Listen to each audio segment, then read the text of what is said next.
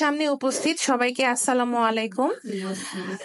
আজকে 5 মে 2025 এই আন্তর্জাতিক মিডওয়াইফ দিবস। তো একটু আগেও যেগুলো আলোচনা হয়েছে যে এইবারের থিম হচ্ছে মিডওয়াইফস ক্রিটিক্যাল ইন এভরি ক্রাইসিস, অর্থাৎ প্রত্যেকটা ক্রাইসিসে মিডওয়াইফদের ভূমিকা অপরিহার্য।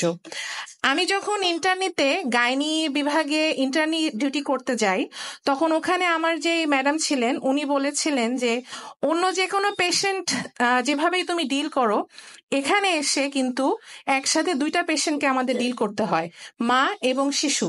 তো একজন মিডওয়াইফ শুরু থেকেই এই দুইজন পেশেন্ট নিয়ে বা নিরাপদ মাতৃ এবং শিশু জন্মদানের উপরে সে নিরলস কাজ করে যায়।